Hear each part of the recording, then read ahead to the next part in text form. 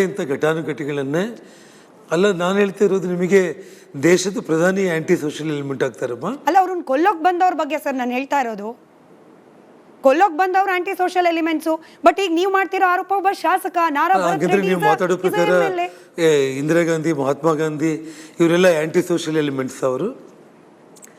ಅದೇಮ್ಮ ನಾನು ಹೇಳ್ತಾ ಇರೋದು. ನನ್ನ ಮನೆ ಮುಂದೆ ನೀನು ಯಾಕೆ ಕಳಿಸಿದೀಯ?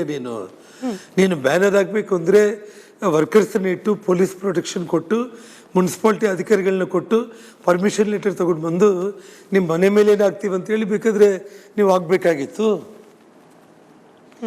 ನೀವ್ಯಾಕೆ ರೌಡಿಗಳನ್ನು ಆ್ಯಂಟಿ ಸೋಷಿಯಲ್ ಎಲಿಮೆಂಟ್ಸನ್ನು ಬಾಂಬ್ಗಳು, ಬೀರ್ ಬಾಟಿಲ್ಸು, ಪ್ರೈವೇಟ್ ಗನ್ಮ್ಯಾನ್ಗಳನ್ನ ತೊಗೊಂಡು ಬಂದು ಯಾರಾದರೂ ಬ್ಯಾನರ್ ಹಾಕ್ತಾರಾ?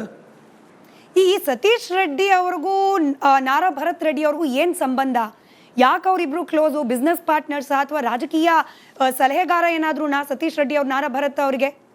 ಸತೀಶ್ ರೆಡ್ಡಿಯಿಂದಾನೆ ಎಲ್ಲ ಸಬ್ ರಿಜಿಸ್ಟರ್ ಆಫೀಸ್ಗಳು, ಪೊಲೀಸ್ ಸ್ಟೇಷನ್ಗಳು ಮತ್ತು ಕಾಂಟ್ರಾಕ್ಟ್ಗಳು, ಆಸ್ಪತ್ರೆಗಳು ಎಲ್ಲ ದುಡ್ಡು ವಸೂಲಿ ಮಾಡುವಂಥದ್ದು, ಗಾಂಜಾಗಳು, ಓಸಿ ಮಟ್ಕಗಳು ಬರೆಸೋದು, ಕ್ಲಬ್ಗಳು ನಡೆಸೋದು, ಇದೆಲ್ಲದರಿಂದ ಹಣ ಕಲೆಕ್ಷನ್ ಮಾಡೋದಕ್ಕೆ ಅವನ್ನ ಮುಂದೆ ಇಟ್ಟು ಅವನ ಮನೆಗೆ ಸುಮಾರು 8-10 ಮಂದಿ ಗನ್ಮ್ಯಾನ್ಗಳನ್ನ ಇಟ್ಟು ಪ್ರೈವೇಟ್ ಗನ್ಮ್ಯಾನ್ಗಳನ್ನು ಅವನ ಕಡೆಯಿಂದ ಸಿಟಿಯಲ್ಲಿ ಪಂಚಾಯಿತಿಗಳು ಮಾಡಿಸಿ ಜನರುಗಳನ್ನ ಹೆದರಿಸೋದು, ಬೆದರಿಸೋದು, ಅವನ ಮೂಲಕ ಇವನು ಭರತ್ ರೆಡ್ಡಿ ಮಾಡಿಸೋದು. ಈಗ ಸರ್ಕಾರ ದ್ವೇಷ ಭಾಷಣವನ್ನ ನಿಷೇಧ ಮಾಡ್ಲಿಕ್ಕೆ ಹೊರಟಿದೆ, ಹೊಸ ಕಾನೂನು ತರ್ತಾ ಇದೆ. ಬಟ್ ಅವರದೇ ಪಕ್ಷದ ಶಾಸಕರು, ಇನ್ಫ್ಯಾಕ್ಟ್ ವಿಜೇಂದ್ರ ಅವರು ಕೂಡ ಇದ್ರ ಬಗ್ಗೆ ಮಾತನಾಡಿದ್ರು. ಹಂಗೆ ಕೇಸ್ ಹಾಕೊಂಗಿದ್ರೆ ಮೊದಲು ಭರತ್ ರೆಡ್ಡಿ ಅವ್ರ ವಿರುದ್ಧ ಹಾಕಬೇಕಾಗತ್ತೆ, ದ್ವೇಷ ರಾಜಕಾರಣ ಮಾಡ್ತಿರೋವ್ರ ವಿರುದ್ಧ ಹಾಕಬೇಕಾಗತ್ತೆ ಅಂತ ಹೇಳಿ. ನಾನು ನೇರವಾಗಿ ಕೇಳ್ತೀನಿ ಜನಾರ್ದನ್ ರೆಡ್ಡಿ ಅವರೇ, ಹಾಗಾದ್ರೆ ಬಿಜೆಪಿ ಇನ್ಕ್ಲೂಡಿಂಗ್ ನೀವು ಇಷ್ಟು ದಿನ ಹಾಗಾದ್ರೆ ಕ್ಲೀನ್ ರಾಜಕಾರಣ ಮಾಡ್ಕೊಂಡು ಬಂದಿದ್ದೀರಾ ಬಳ್ಳಾರಿಯಲ್ಲಿ? ದ್ವೇಷ ರಾಜಕಾರಣ ಬಿಜೆಪಿ ಕಡೆಯಿಂದ ಆಗೇ ಇಲ್ವಾ ಬಳ್ಳಾರಿ ಪ್ಲಸ್ ರಾಜ್ಯದ ಯಾವುದೇ ಭಾಗದಲ್ಲಿ? ನಾನು ಒಂದೇ ಒಂದು ವಿಷಯ, ನಿಮಗೆ ಮೀಡಿಯಾಗೆ RTA ಇದೆ.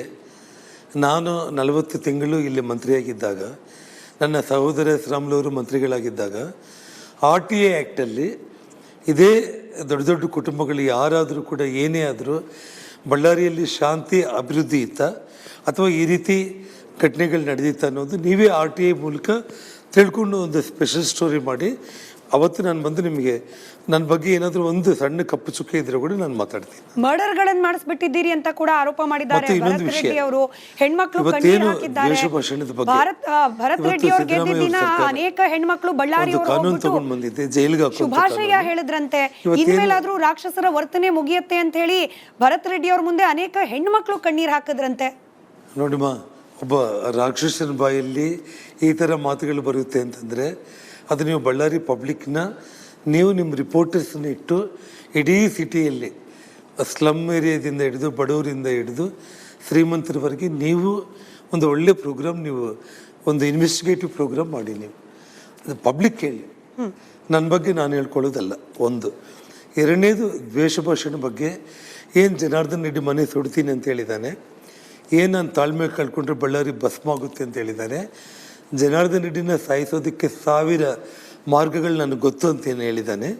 ಇದ್ರ ಬಗ್ಗೆ ಸಿದ್ದರಾಮಯ್ಯವರು ಫಸ್ಟು FIR ಮಾಡಿ ಆ ದ್ವೇಷ ಭಾಷಣದ ಒಂದು ಕಾನೂನಿನಲ್ಲಿ ಅವನ್ನ ಅರೆಸ್ಟ್ ಮಾಡಬೇಕು.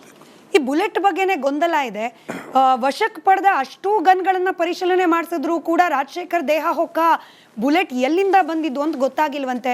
ಈಗ ಪ್ರೈವೇಟ್ ಗನ್ ಮ್ಯಾನ್ಗಳದ್ದು ಕೂಡ ಗನ್ ಸೀಸ್ ಮಾಡ್ಕೊಳ್ಳಲಾಗಿದೆ. ಪೊಲೀಸ್ ಇಲಾಖೆನೂ ಕೂಡ ನಮ್ದಲ್ಲ ಅಂತ ಹೇಳ್ತಿದೆ. ಹಾಗಾದ್ರೆ ಎಲ್ಲಿಂದ ಬಂತು ಬುಲೆಟು? ನಿಮ್ಮ ಕಡೆಯವ್ರ ಹತ್ರ ಯಾರ ಹತ್ರನಾದ್ರೂ ಗನ್ ಇತ್ತ ಜನಾರ್ದನ್ ರೆಡ್ಡಿ ಅವರೇ? ನೋಡಿಮ್ಮ, ನಮಗೆ 7 ಮಂದಿ ಗನ್ಮ್ಯಾನ್ಗಳು, ಗೌರ್ಮೆಂಟ್ ಗನ್ಮ್ಯಾನ್ಗಳು. ನಮಗೆ 4 ಮಂದಿ, ಶ್ರೀರಾಮುಲು ಅವ್ರಿಗೆ 2, ಸೋಮಶೇಖರ್ ರೆಡ್ಡಿ ಅವರಿಗೆ 1. 7 ಮಂದಿ ಗೌರ್ಮೆಂಟ್ ಗನ್ಮ್ಯಾನ್ಗಳಿಗೆ ಏನು ವೆಪನ್ಸು, ಎಷ್ಟು ಬುಲೆಟ್ಸ್ ಕೊಡ್ತಾರೆ ಅನ್ನೋದು ಗೌರ್ಮೆಂಟಲ್ಲಿ ಲೆಕ್ಕಾಚಾರ ಇರುತ್ತೆ.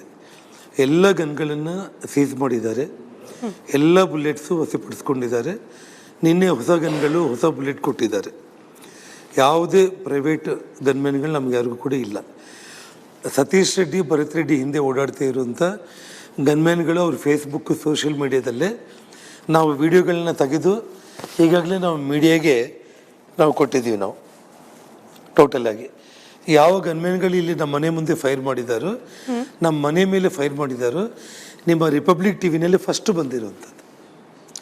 ಯಾರು ಸತೀಶ್ ರೆಡ್ಡಿ ಹಿಂದೆ ಇರೋ ಗನ್ಮ್ಯಾನ್ಗಳನ್ನ ಇವತ್ತು ನಮ್ಮ ಬಳ್ಳಾರಿ ಮನೆ ಮುಂದೆ ನಮ್ಮ ಮನೆ ಮೇಲೆ ದಾಳಿ ಮಾಡಿದಾರೋ, ಯಾರು ಫೈರ್ ಮಾಡಿದಾರೋ ಆ ಗನ್ಮೆನ್ಗಳ ವಿಜುವಲ್ಸು ಫಸ್ಟ್ ನಿಮ್ಮ ರಿಪಬ್ಲಿಕ್ ಟಿ ವಿನಲ್ಲೇ ನಿಮ್ಮ ರಿಪೋರ್ಟ್ರೇ ಬಂದು ಬಳ್ಳಾರಿಗೆ ಬೆಂಗಳೂರು ಮೂಲದ ನಾಗೇಂದ್ರ ಅನ್ನೋರು ಆಲ್ರೆಡಿ ಟೆಲಿಕಾಸ್ಟ್ ಮಾಡಿದ್ದು. ಅದು ನೋಡಿದ ಮೇಲೇ ನಮಗೂ ಶಾಕ್ ಆಯಿತು. ಒಂದು. ಎರಡನೇದು, ಎಸ್ ಪಿನ ಸಸ್ಪೆಂಡ್ ಮಾಡಿ ಒಬ್ಬ 6 ಗಂಟೆನೂ ಆಗಿಲ್ಲ ಅವರು. ನಿಜವಾಗ್ಲೂ ಹೇಳ್ಬೇಕಿದ್ರೆ DSP ಆ ನಂದಾರೆಡ್ಡಿ ಅನ್ನೋನೇ ಸಸ್ಪೆಂಡ್ ಮಾಡಬೇಕಾಗಿತ್ತು ಇಷ್ಟೊತ್ತಿಗಾಗಲೇ. ನಮ್ಮ ಮನೆ ಮುಂದೆ ಗಲಾಟೆ ಆಗ್ತಾ ಇದ್ರು ಕೂಡ ಭರತ್ ರೆಡ್ಡಿನ ಪೊಲೀಸ್ ಎಸ್ಕಾಟಲ್ನ ಮನೆ ಹತ್ರ ಕರ್ಕೊಂಡು ಬಂದು ಗಲಾಟೆ ಮಾಡಿಸಿದ್ರು. ಜೊತೆಗೆ ಭರತ್ ರೆಡ್ಡಿ ಈ ಗನ್ ಏನಿದೆಯಲ್ಲ, ಈಗಾಗಲೇ ತಾವೇನು ಸರ್ ಇದ್ರ ಬಗ್ಗೆ ಸ್ಪಷ್ಟನೆ ಬೇಕು. ಚಿತ್ರದುರ್ಗ ಭರತ್ ರೆಡ್ಡಿ ಅವರನ್ನ ಎಸ್ಕಾರ್ಟ್ ಮಾಡಿ ಪೊಲೀಸರು ಕರ್ಕೊಂಡು ಬಂದು ಗಲಾಟೆ ಆದ್ಮೇಲೆ ವಾಪಸ್ ಕರ್ಕೊಂಡು ಹೋಗ್ರಿ ಅನ್ನೋ ಆರೋಪ ನಿಜಾನಾ? ಪೊಲೀಸ್ ಎಸ್ಕಾಟಲ್ಲೇ ಅವನ್ನ ಕರ್ಕೊಂಡು ಬಂದಿರೋದು. ನಿಮಗೆ ವಿಡಿಯೋಗಳನ್ನ ನಾನು ಹಾಕಿದ್ದೀನಿ. ನಾನು ನಿಮ್ಮ ರಿಪಬ್ಲಿಕ್ ಟಿ ವಿನಲ್ಲಿ ನಿಮ್ಮ ನಾಗೇಂದ್ರ ಬಾಬು ಬೆಂಗಳೂರಿಂದ ಬಂದಿದ್ದಾರೆ, ನಮ್ಮ ಬಳ್ಳಾರಿ ಹುಡುಗರಿದ್ದಾರೆ.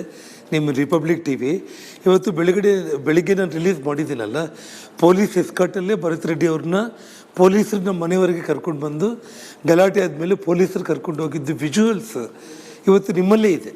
ಯಾಕೆ ಈ ಪ್ರಶ್ನೆ ಎರಡನೇ ಸತಿ ಕೇಳಿದೆ ಅಂದ್ರೆ, ಈಗ ಅರ್ಧ ಗಂಟೆ ಮುಂಚೆ ಭರತ್ ರೆಡ್ಡಿ ಅವರು ಹೇಳಿದ್ರು ಫ್ಯಾಮಿಲಿ ಜೊತೆ ಟೂರ್ಗೆ ಹೋಗಿದ್ದೆ, ಡ್ರೈವರ್ ಅನ್ನ ಕೂಡ ಬಳಸ್ಕೊಂಡಿಲ್ಲ, ಏಕಾಂಗಿಯಾಗಿ ಬಂದೆ ನಾನು ಅಲ್ಲಿಗೆ, ನಮ್ಮ ಹುಡುಗರನ್ನ ರಕ್ಷಣೆ ಮಾಡ್ಕೊಳ್ಳಿಕ್ಕೋಸ್ಕರ ಏಕಾಂಗಿಯಾಗಿ ಬಂದೆ ನಾನು ಅಂತ ಹೇಳಿ ಭರತ್ ರೆಡ್ಡಿ ಅವರು ಹೇಳ್ತಾ ಇದ್ದಾರೆ.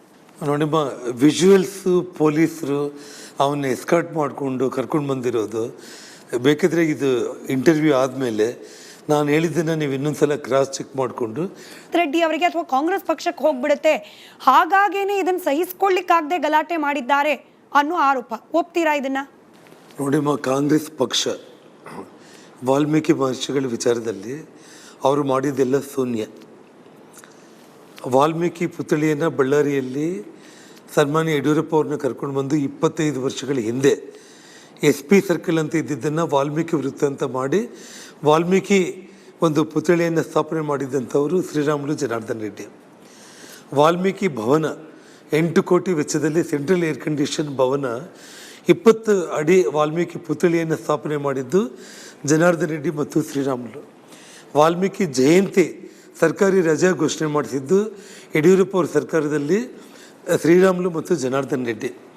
ಅದೇ ಒಂದು ರೀತಿ ವಿಧಾನಸೌಧದಲ್ಲಿ ವಾಲ್ಮೀಕಿ ಪುತ್ಥಳಿಯನ್ನು ಸ್ಥಾಪನೆ ಮಾಡಿಸಿದ್ದು ಬಸವರಾಜ ಬೊಮ್ಮಾಯಿ ಅವ್ರ ಮೂಲಕ ಶ್ರೀರಾಮುಲು ಅವರು. ಇದೊಂದು ಇತಿಹಾಸ. 7% ರಿಸರ್ವೇಷನ್ ವಾಲ್ಮೀಕಿ ಜನಾಂಗಕ್ಕೆ ಇಸ್ಕೊಟ್ಟಿದ್ದು ಬಸವರಾಜ ಬೊಮ್ಮಾಯಿ ಸರ್ಕಾರದಲ್ಲಿ ಶ್ರೀರಾಮುಲು ಅವರು. ಇದು ಶ್ರೀರಾಮುಲು ಅವರು ಮಾಡಿರೋದು. ಏನು ಮಾಡಿದೆ ಕಾಂಗ್ರೆಸ್? ಇನ್ನು 100 ವಿಗ್ರಹ ಇಟ್ಟರು ಕೂಡ ಅದಕ್ಕೆ ನಾವು ಸಪೋರ್ಟ್ ಮಾಡ್ತೀವಿ. ಬೇಕು ಅಂತಂದ್ರೆ ಅದರಲ್ಲೂ ಕೂಡ ನಮ್ಮ ಸಹಕಾರನೂ ಕೊಡ್ತೀವಿ. ಸುಮ್ಮನೆ ಮನೆ ಹತ್ರ ಬಂದು ರೌಡಿ ಗುಂಡಗಳನ್ನ ಕಳಿಸಿ ಗಲಾಟೆ ಮಾಡಿಸಿ ಅನಾವಶ್ಯಕವಾಗಿ ಇದನ್ನು ವಾಲ್ಮೀಕಿ ಪುತ್ಥಳಿಗೆ ಡೈವರ್ಟ್ ಮಾಡೋ ಪ್ರಯತ್ನ ಮಾಡಿದರೆ ಜನ ನಗ್ತಾ ಇದ್ದಾರೆ. ಇದೇ ಪ್ರಶ್ನೆಯನ್ನು ನಾನು ಕೇಳಿದೆ ಸರ್. ನೀವು ಕೊಟ್ಟ ಲೆಕ್ಕವನ್ನೇ ವಾಪಸ್ ನಾರಾ ರೆಡ್ಡಿ ಅವ್ರಿಗೆ ಕೇಳಿದ್ದೀನಿ. 8 ಕೋಟಿ ವಾಲ್ಮೀಕಿ ಭವನ, 20ಕ್ಕೂ ಹೆಚ್ಚು ಅಡಿ ಎತ್ತರದ ವಾಲ್ಮೀಕಿ ಸ್ಟ್ಯಾಚು, SP ಸರ್ಕಲ್ ಅನ್ನ